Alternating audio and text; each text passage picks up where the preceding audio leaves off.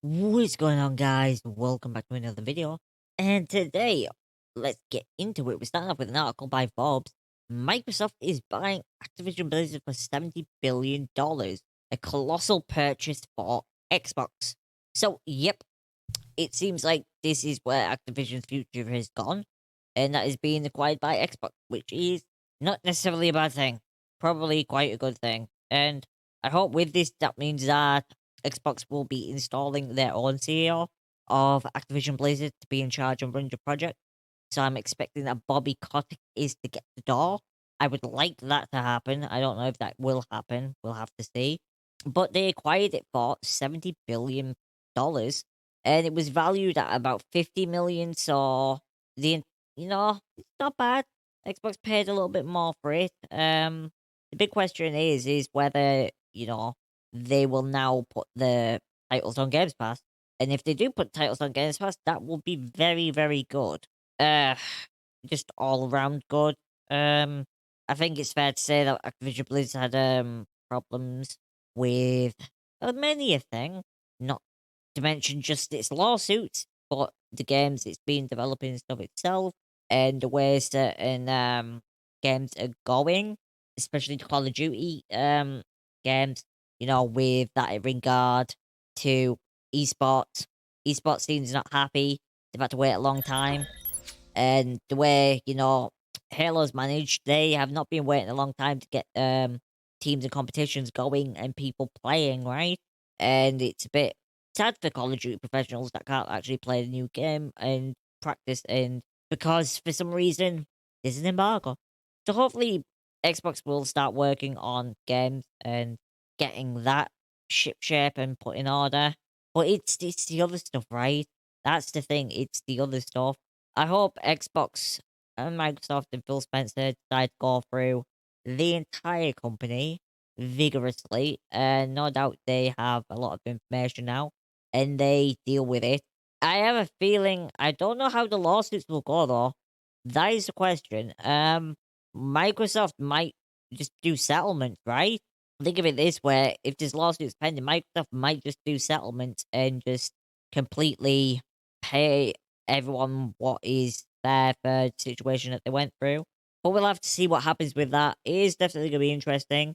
I do hope the games end up on Games Pass and Microsoft gets the rot out, especially Bobby Kotick. I hope to see him gone very, very soon. And like I says, Activision Blizzard owns a lot of IPs, like what Call of Duty, World of Warcraft, Diablo, Overwatch, Candy Crush. I didn't know they own Candy Crush. Hopefully, though, this means that it will be better conditions for the workers, and they'll start getting the things that they wanted and have been demanding. That's what I really hope, is that this is a significant change for all the employees who have endured so much, and is a time where they can actually look forward to going to work and knowing that actual change is going to happen. I hope that's what comes out of this and out of this deal. And we'll just have to see kind of where it goes in the future with the lawsuits and stuff and all the disagreements between staff and publishers, right? Because a lot of staff were let go for various reasons, and the changes that they wanted to make to be implemented weren't implemented. Moving on to another story, and this is from The Guardian, and it's about Joss Whedon. I am one of the nice showrunners. Joss Whedon denies misconduct allegations. Joss Whedon, Buffy creator and director of films including The Avengers and Justice League, has responded to multiple allegations of misconduct, denying claims from actors including Gal Gadot and Ray Fisher that he threatened and belittled them on set.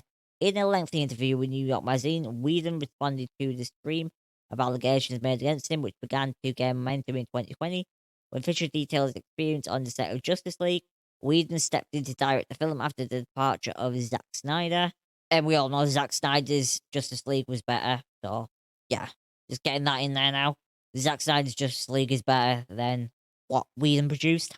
Fisher described Whedon as gross, abusive, unprofessional, and completely unacceptable. He claimed his behaviour was enabled by senior executives at Warner Brothers Studio. He said he had been told by his source that Whedon had lightened his skin tone in the 2017 film, and criticised Whedon for cutting several actors of colour from the film in rewrite, including reducing his role as Cyborg. When he shared his feedback, Whedon told him It feels like I'm taking notes right now, and I don't like taking notes from anybody, not even Robert Downey Jr. Wow, the hubris on this guy, right? The absolute hubris on Joss Whedon. I mean, this is a long one. There is a lot of allegations here. Well, he's basically saying, I'm a nice guy. I didn't do nothing wrong. Oh, and this is just disgusting as well. We're talking about a malevolent force, Whedon said of Fisher in the interview. We're talking about a bad actor in both senses. And he also apparently threatened Gal Gadot's career, saying that he would make her career miserable. A witness told Hollywood Reporter Joss was bragging that he's had it out with Gal. He told her he's the writer and she's going to shut up and say the lines and he can make her look incredibly stupid in the movie. And Whedon denies this. Oh, and then to defend himself, what? In an attempt to defend himself, he says, I don't threaten people. Who does that? English is not her first language, and I tend to be annoyingly flowery in my speech, Whedon said in response. And Gadot told New York magazine that she perfectly understood what he was saying. Oh god, that is so racist, xenophobic. Where do you want to go with this one? It's very derogatory. Let's go with that. You're essentially saying that because English isn't someone's first language, that it might be their second language or third language, that they're incapable of understanding you. That is such insulting to bilingual people, which there are many of, who perfectly understand both languages quite well. People are capable of learning more than one language and understanding every nuance of it. Oh, God. Yep, so Joss Whedon is basically throwing his career in the trash by having tantrums like a baby and saying ridiculously stupid stuff like this. Let's move on to another story, which is not an awful lot better. This one comes from CNN. Los Angeles nurse dies after being attacked at a bus stop.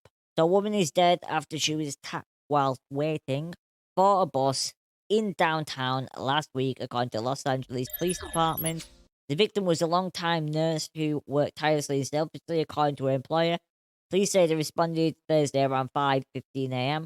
to a call of an assault at a bus stop near Union Station. Upon arrival, officers discovered that the suspect, later identified as Kerry Bell, had struck the victim in the face, causing her to fall to the ground and sustain a fractured skull, according to LAPD.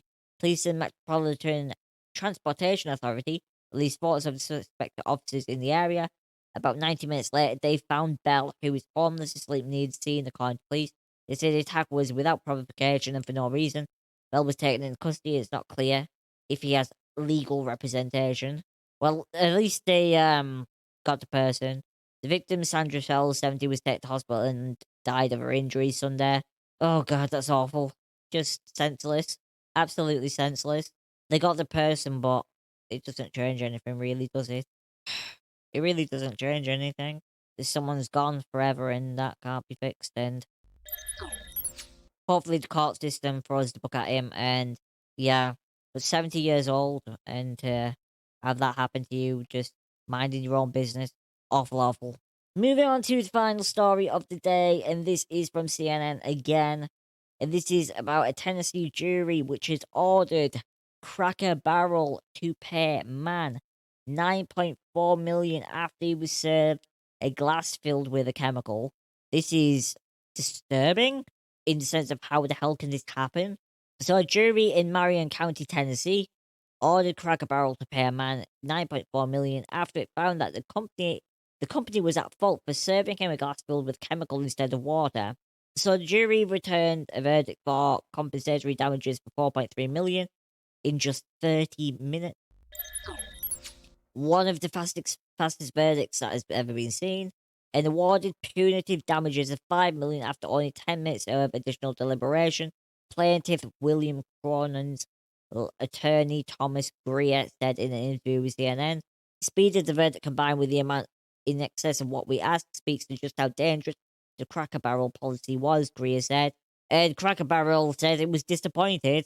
While we have great respect for the legal process, we are obviously disappointed by and strongly disagree with the jury's award in this case. which involved an unfortunate and isolated incident that occurred at one of our stores 8 years ago. This is such a stupid, in fact, insulting way of describing what happened. Like, it's absolutely insulting the way these companies words talk. They're disappointed and strongly disagree. Now, wait until you hear what actually happened to the guy, and then you will not disagree.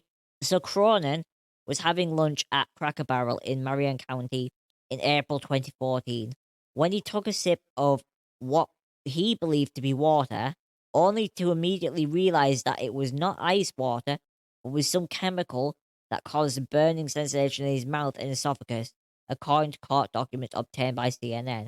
It was later discovered Cronin had been served the chemical Ecosan, which was being used as a cleaner in the kitchen area, according to court documents. Yeah, so kitchen cleaner ended up in this man's glass. Ecosan is described as a corrosive chemical in the lawsuit, caused permanent and serious internal physical injury to Cronin, the complaint said. Cronin is still suffering from symptoms, including injuries to his mouth and esophagus, Greer said, which have incurred and will continue to incur medical expenses. This guy's permanently injured for life, right? Like, his mouth and his throat are basically destroyed by what he drank. And that's obviously awful. And for a company, this is why companies aren't your friend. I think that's what needs to be said, because people feel like, oh, well, I should be so loyal to them, right? They're not your friend, right? A jury, frankly, awarded this man a just reward. Sorry, not reward, a just award for damages, right? This is a fair amount to receive for irreparable damage that must cause him a lot of issues and discomfort in his life. I don't know how bad it is, but I can't imagine it's good in anywhere. And for them to say, we are obviously disappointed and strongly disagree with the jury's award in this case, it was an unfortunate and isolated incident. So demeaning and disgusting. That's if you ever want proof that they don't care, that's proof that companies don't care. Anyways, guys, that's all the videos today.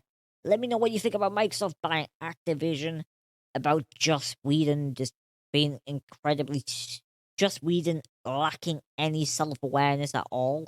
And obviously we have stories of the poor nurse and obviously this guy. And yeah, that nurse story is really, really tragic and sad. And at least we ended on a little bit of a better story where, the situation might not have been good, but at least Cracker Barrel was made to pay for the injuries that they inflicted upon this man. Anyways, guys, see you later. Thanks for watching. Peace out.